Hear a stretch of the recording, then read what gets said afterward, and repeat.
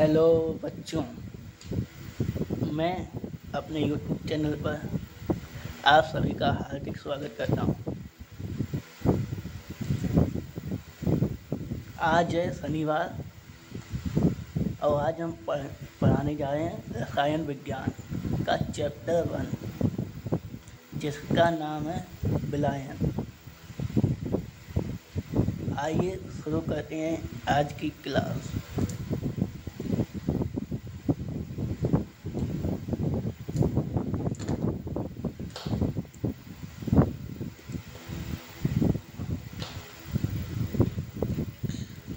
रसायन विज्ञान विलायन अध्याय 1 अध्याय 1। ओके, विलायन में पहली परिभाषा विलायन की आती है। विलायन, तो विलायन की परिभाषा क्या कहती है चेक करते हैं। दो या दो से अधिक पदार्थों के समंगी मिश्रण को विलायन कहते हैं।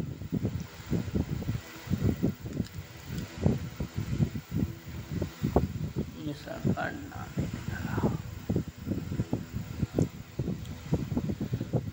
दो या दो से अधिक पदार्थों के समंगी मिश्रण को विलायन कहते हैं। ये सिंपल की परिभाषा है, आप लोग याद कर लीजिए, इम्पोर्टेंट भी है। बढ़ते हैं आगे। विलायक और विलेय, ये विलायक और ये विलेय, ये क्या कहता देखते हैं। विलायन के जिस घटक की मूल भौतिक अवस्था विलायन जैसी होती है, कह रहा है विलायन के जिस घटक की मूल भौतिक अवस्था विलायन जैसी होती है उसे विलायक कहते हैं।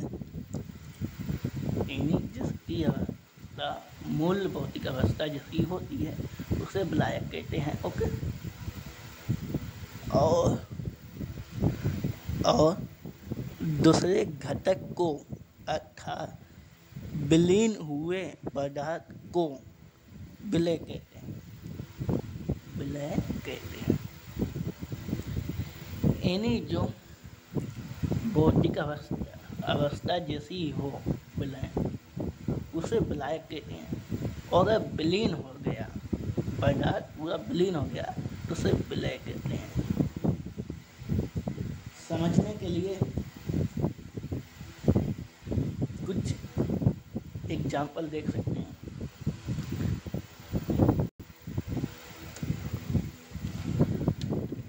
उदाहरण के लिए, जल में थोड़ी चीनी डालकर उसे हिलाने पर चीनी जल में अदृश्य हो जाती है, अर्थात पिघल जाती है।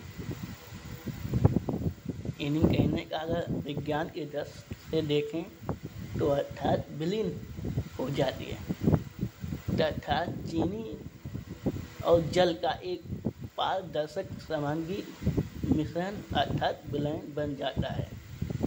यानी चीनी के कणों को देखा नहीं जा सकता ना जब वो मिश्रण हो जाएगा, इसीलिए पारदर्शक समंगी मिश्रण अर्थात विलयन बन जाता है। इसी प्रकार जल में सोडियम क्लोराइड, एल्कोहल या अमोनिया की समंग मिश्रण विलायन है। वायु कई गैस या गैसों जैसे नाइट्रोजन, ऑक्सीजन, अक्रिय गैसों और कार्बन डाइऑक्साइड का समंगी मिश्रण अर्थात विलायन है। एक बार फिर समझ लीजिए, वायु कई गैसों जैसे नाइट्रोजन, ऑक्सीजन, अक्रिय गैसों और कार्बन डाइऑक्साइड का सामग्री मिश्रण अर्थात विलायन है। इसको नोट नहीं करना, बस समझने के लिए है कि वायु में कई गैसें हैं जिनमें से नाइट्रोजन और ऑक्सीजन भी हैं और कार्बन डाइऑक्साइड भी है, जो सामग्री मिश्रण है। ठीक है, फिर आगे बढ़ते हैं। आगे है विलायनों के प्रकार। विलायनों के प्रकार, इन्हें विलायनों कितने प्रकार के हैं, आइए देखते हैं विलायनों कितने प्रकार के हैं। विलायक और विलय की भौतिक अवस्थाओं के अनुसार 9 प्रकार के विलायन संभव हैं। कितने प्रकार के? 9 प्रकार। और किस अवस्था में? भौतिक अवस्था यानी पर रसायन रहे हैं और भौतिक अवस्था बताए रहे, यही तो इंटर कहता है।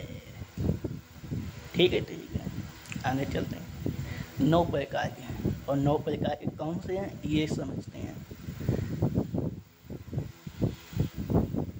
ठोस का ठोस में, यानी ठोस का ठोस में, और फिर ठोस का द्रव्य में, ठोस का द्रव्य में। ये मैं क्रम से लेके चल रहा हूँ, आप इससे नहीं उतर सकते। ये अगर आप उतरे तो ये गलत हो जाएगा, आपको ये क्रम में ही जाना होगा। ठोस का ठोस में, ठोस का द्रव्य में और ठोस का गैस में।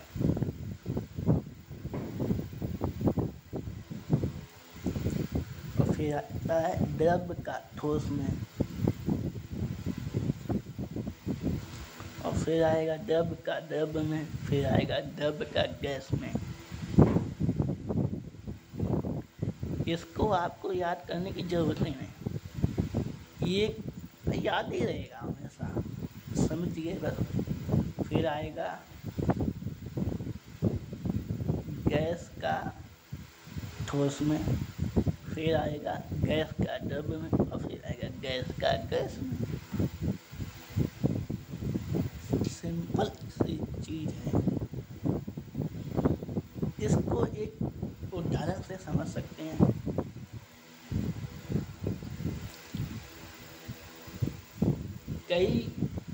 कई मिश्र धातुएं ठोस विलायन हैं, जैसे पीतल, कॉपर जो 70% हैं, और जिंक अकेले 30% धातुओं का ठोस विलायन है।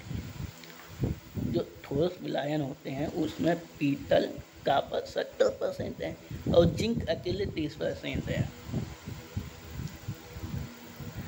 बस इतना ही।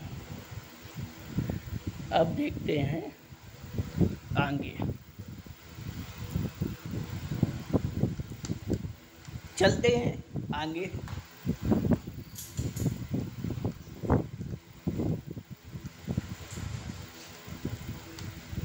अगला है तनु विलयन।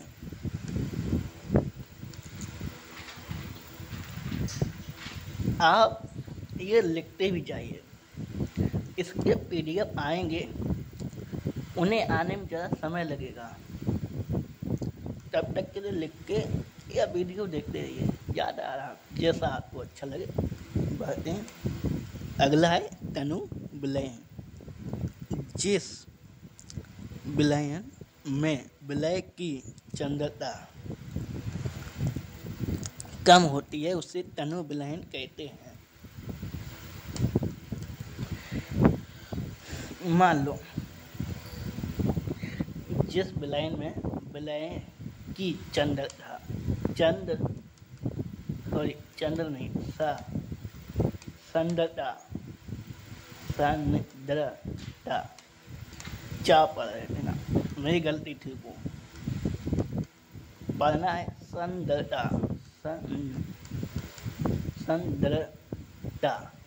ओके, जिस विलय में विलय की सांद्रता कम होती है उसे तनु विलयन कहते हैं। विलयन में विलय की अगर ये जो सांद्रता है वो अधिक होने पर उसे सांद्र विलयन भी कहते हैं, विलयन भी कहते हैं। यानी कहने का मेरा मतलब ये है, अगर सांद्रता कम हो तो तनु विलयन कहेंगे, विलयन। और इसी में सांद्रता अधिक हो तो उसे कहेंगे सांद्र।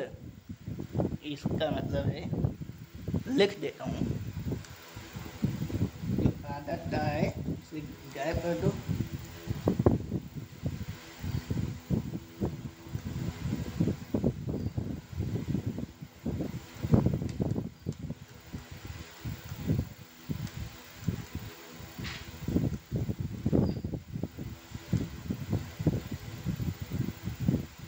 विलयन, सांद्र विलयन कहते हैं। जब अधिक होगी, क्या अधिक होगी? सांद्रता, सांद्रता। ओके, ठीक है, आगे बढ़ते हैं। आगे है विलेयता। विलेयता इसको क्या कहेंगे देखते हैं। विलेयता किसी पदार्थ की वह मात्रा जो निश्चित ताप, किसी पदार्थ की वह मात्रा जो निश्चित ताप पर 100 ग्राम विलायक को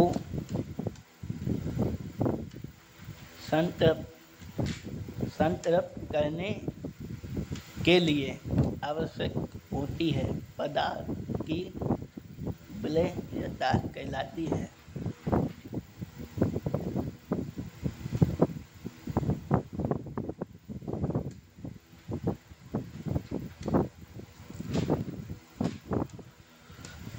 किसी पदार्थ की वह मात्रा जो निश्चित ताप पर 100 ग्राम विलायक को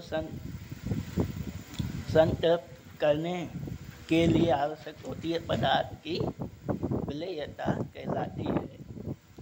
समझ गए? मैं नोट डाउन करने के लिए मैं पहले ही इतना समय दे देता हूँ कि आप लिख लें आराम से।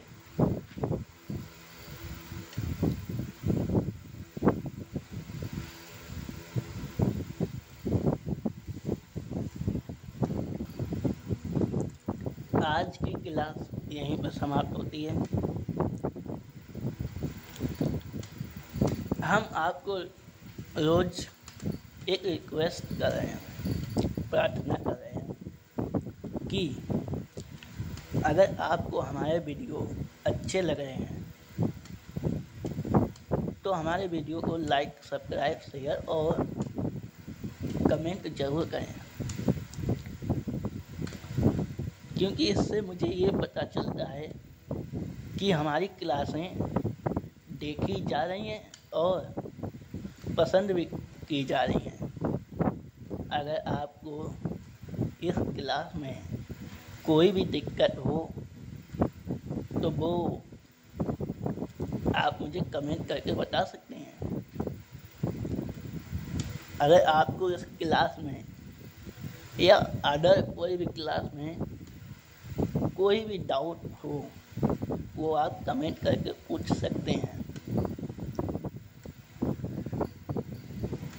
मिलते हैं फिर अगली क्लास में। आज के लिए बस इतना ही। तब तक के लिए गुड बाय, गुड लक।